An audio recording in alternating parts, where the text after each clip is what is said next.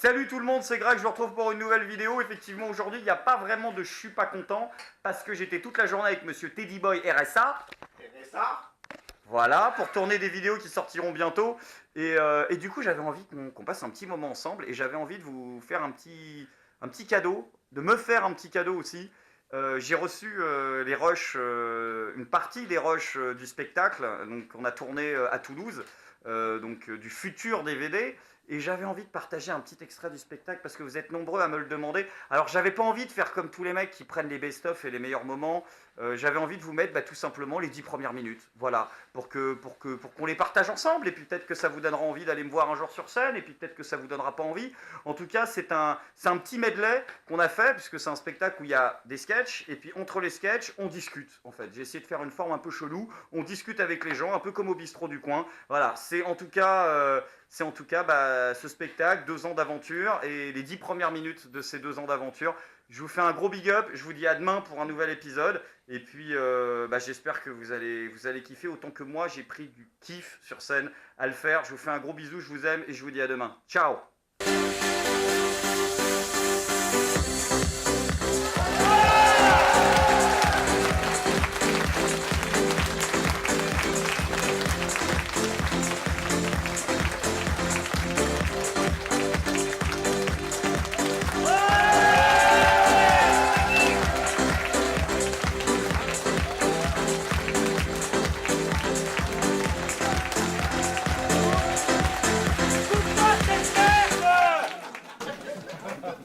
Elle est à chier ta musique.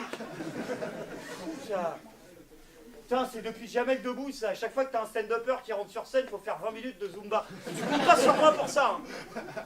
C'est mort. Hein, entre amis ce soir, on va faire ça à l'ancienne, comme on l'a toujours fait, avec une question très simple. Bonsoir, est-ce que vous allez bien? Vous me direz comment vous faites alors.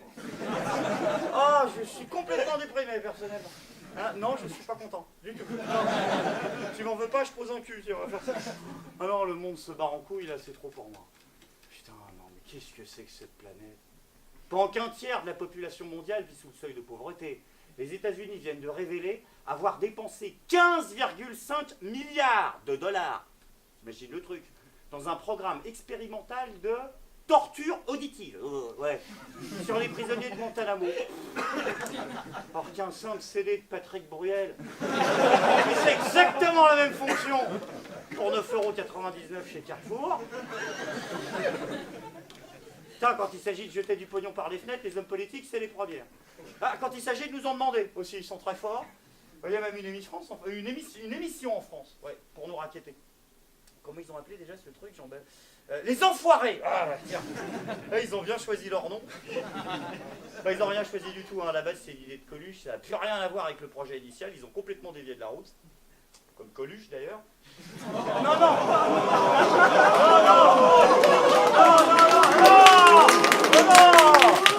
je vais me faire engueuler. C'est sérieux, les enfoirés. En plus, c'est filmé et tout. Non, faut pas déconner avec ça. C'est sérieux, c'est tenu par les people. Bon rouge. Ouais, il est pas mal. Il est pas mal. Ils m'ont refilé le Beaujolais de l'année dernière.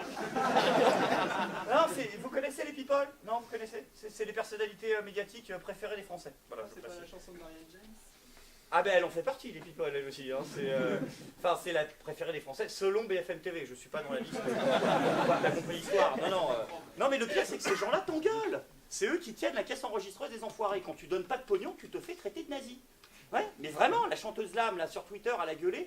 Ce qu'elle a dit, là, oui, les Français donnent pas assez d'argent, j'en ai ras les couilles. Si Lame en a ras les couilles.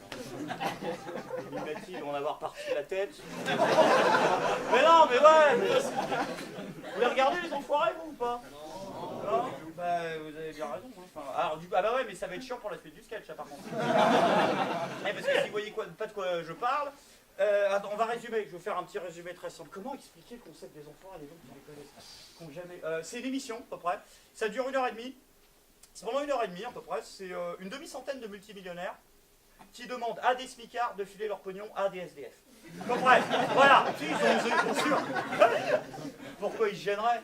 Ils ne font même pas râler ça par Arthur, qu'est-ce qu'ils en ont à foutre? Qui n'a rien donné, lui, par contre. En même temps, je vois pas pourquoi il donnerait, il paye même pas ses impôts. Oui, l'exilé fiscal en Belgique. C'est aussi un des trucs qu'on a appris récemment avec les Panama Papers. Les gens le savent pas, mais en fait, Arthur est belge. Ouais, ce qui explique peut-être 2-3 trucs. Non, non, non. Bon, ok. Il y a des Belges ou pas ce soir? Non, c'est vrai que je me suis tiré loin du coin quand même. À peu près. Ouais, j'ai fait la même vanne l'autre jour, un peu plus proche, et il y a eu des petits soucis. Mais non, mais ils sont. Non, non. Alors justement, du coup, je tiens maintenant à m'excuser et à dire que franchement, oui, big up pour les Belges, vous êtes très forts. Hein, ils ont réussi à nous piquer le pognon d'Arthur. Et à nous laisser ces émissions de merde. Oh, putain, je peux plus regarder la télévision. Vous la regardez ou pas, justement? Non, en général, vous la regardez pas. Bah, grand bien vous en fasse, les copains. Si on veut que ce monde commence à tourner à peu près à l'endroit, il serait sérieusement temps de songer à débrancher la Péritel. Oui, j'ai dit Péritel, je suis dans le 83, je t'en ai. Non, mais ouais, mais non, mais... La télé est en train de rendre tout le monde complètement zinzin. La télévision est en train de... Enfin, bien sûr, je veux pas faire mon connard de bobo parisien qui déboule comme ça et qui dit oui, la télé c'est de la merde, ceux qui la regardent sont des cons. Je comprends tout à fait qu'après une journée de 8 heures de boulot, les gens aient besoin de se vider la tête. Mais le problème, c'est pas que les gens se vident la tête, c'est qu'ils la re-remplissent pas après. Voilà. Et, oh, regarde, hop, hop, hop, à voter. Ah bah oui, tu fais voilà. Qu'est-ce que tu veux? Non, bah après, c'est vrai que ça rend tout le monde complètement con. Hein. La télévision française est en train de détruire la cellule familiale traditionnelle. Mais bien sûr. Ah, j'en suis le parfait exemple. Je suis tiré de chez moi à 15 ans à cause de la télé. Quand tu vois ton père dans le canapé tous les soirs en slip, avec la zapette, tu sais, en train de regarder Faites rentrer l'accusé et Meurtre en famille. Ouais, mais le mien, il prenait des notes, tu vois. C'est chaud.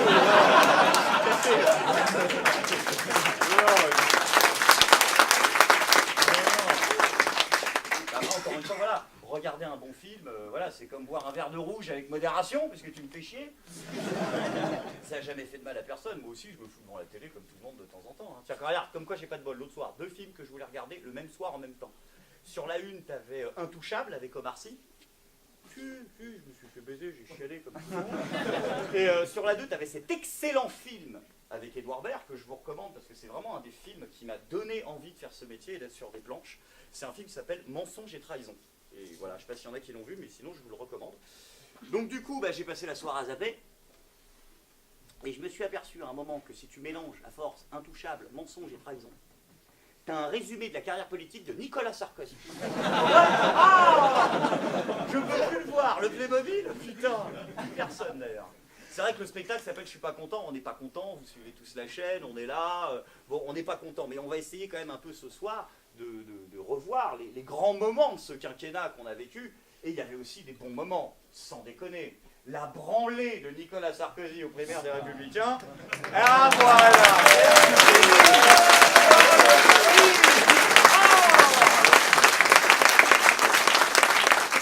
Il se voyait déjà président, ce trou du cul. Il y croyait. La veille des résultats, JT de 20h, chez Delahousse, comment il est ce... En 2017, je veux rendre aux Français tout ce qu'ils m'ont donné. La garde, hein, c'est cadeau. Ah putain, le con. Oh la vache. Enfin, en même temps, ce qu'ils nous ont sorti du panier, enfin des primaires, ils appellent ça des primaires, c'est pas plus joli. Hein. Là, François Fillon. L'homme qui voulait supprimer la sécu, là, putain. Ah, ils essayent de lui mettre du plomb un peu dans les godasses, là, à Fillon, là, c'est vrai qu'ils lui ont coupé les ailes. Ce qui est pas plus mal d'ailleurs, parce que si tu lui enlèves les ailes à Fillon, bah, il reste le Fillon, quoi. Mais, bah oui, mais au moins...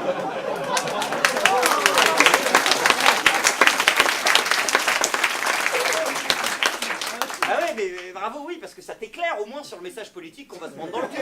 Au moins, il annonce la couleur, le mec. Hein.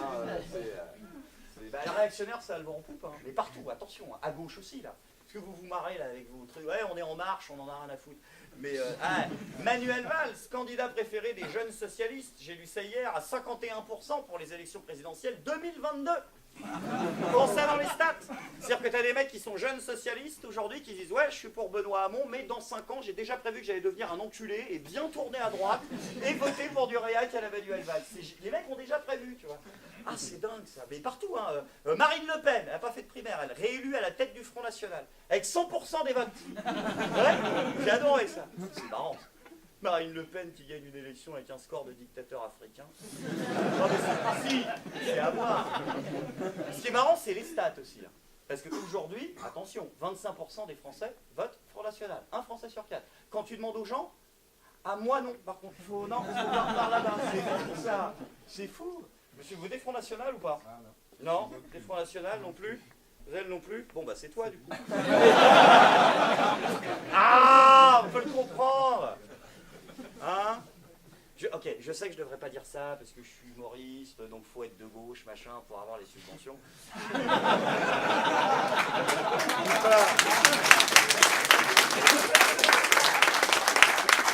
La grille, je les ai pas eues, c'est ça? J'ai demandé, hein. Ouais, j'ai demandé à votre mère, il m'a dit non. Donc, enfin, il m'a pas dit non, il m'a dit il va te faire enculer. Bon, c'est pas le même résultat. Mais non, je sais, faut être de gauche, tout ça, faut être machin, mais sans déconner. On est bien d'accord, de vous à moi, je devrais pas le dire, ça a changé le FN. C'est plus pareil qu'avant. Les nouveaux visages, c'est plus doux, plus tendre. Je suis sûr que c'est la petite Marion, toi, qui m'a fait penser. La petite Marion, elle est mignonne, bien sûr, c'est plus sympa, ça. Par contre, tu vas pas la pécho, hein, je te rassure. Si, bah déjà parce qu'il y a ta meuf. Mais ensuite, mais elle est maman, donc c'est niqué, t'es niqué. Elle est mariée, là, elle a un gosse, là. Elle a accouché d'une petite fille, les gens savent pas, Marion Maréchal Le Pen est maman. Ce qui est bien pour elle, d'ailleurs. Bah, depuis le temps qu'elle rêvait d'expulser quelqu'un. Voilà, mais c'est fait.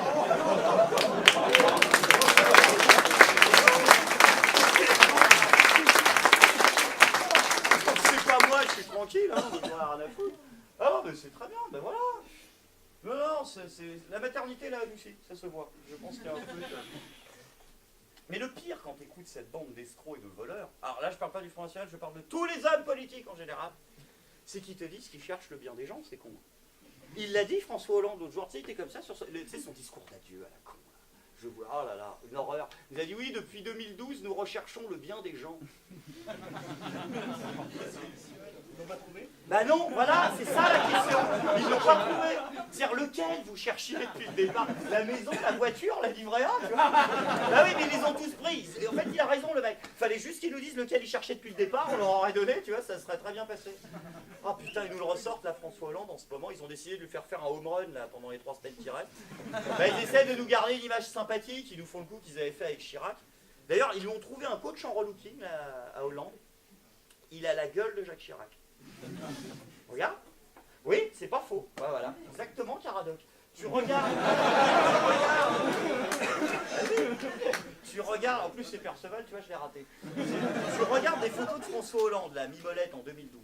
Tu regardes des photos de François Hollande maintenant en 2017. Regarde le changement. Il a la gueule de Chirac. Ils lui ont mis la poudre sur les cheveux, là. Il a la coupe de cheveux de Jacques Chirac, les lunettes de Jacques Chirac, le costard de Jacques Chirac. Les couilles de Bernadette. C'est pour ça que ça n'a pas pris, si tu veux. Voilà, c'est vraiment... Enfin, attention, après, oui, alors je précise quand même, parce que là, on rigole, tout le monde a compris que c'était de l'humour, mais je le précise, aucune démagogie, aucun populisme. Je ne dis pas que tous les hommes politiques sont des escrocs. Il n'y a pas que des escrocs. Il y a aussi des menteurs et des pédophiles.